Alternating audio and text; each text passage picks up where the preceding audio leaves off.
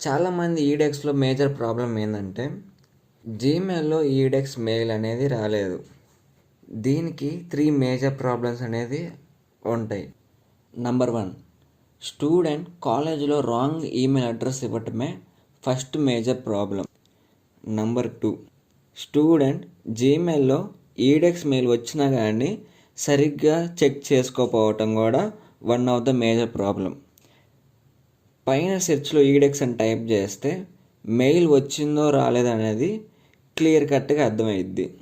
దాంతోపాటు ఒక్కొక్కసారి మెయిల్స్ వచ్చినా కానీ జీమెయిల్లో స్పామ్స్లో పడిపోతాయి. మనం అప్పుడప్పుడు కూడా స్పామ్ అనేది కూడా చెక్ చేసుకోవాలి. నంబర్ 3, స్టూడెంట్ జీమెయిల్ అనేది కాలేజీలో కరెక్ట్గానే ఇచ్చిన జీమెయిల్లో కూడా సరిగ్గా చెక్ చేసి రాకపోయినా దాంట్లో స్టూడెంట్ తప్పు మాత్రం ఏమీ లేదు. కాలేజ్ మేనేజ్మెంట్ వాళ్ళు యూనివర్సిటీ వాళ్ళకి మెయిల్స్ అనేది ప్రొవైడ్ చేస్తారు. అయితే థౌజండ్స్ ఆఫ్ స్టూడెంట్స్ మెయిల్స్ ఉండటంలో దాంట్లో కొన్ని మెయిల్స్ అనేది మిస్ అవుతాయి, కొన్ని మెయిల్స్ అనేది యాక్సెప్ట్ చేయదు. ఇలాంటి ప్రాబ్లమ్స్ వల్ల కూడా స్టూడెంట్ జీమెయిల్లో ఈడెక్స్ మెయిల్ అనేది రావట్లేదు. 4th వన్, ఇది రేర్గా జరిగిద్ది.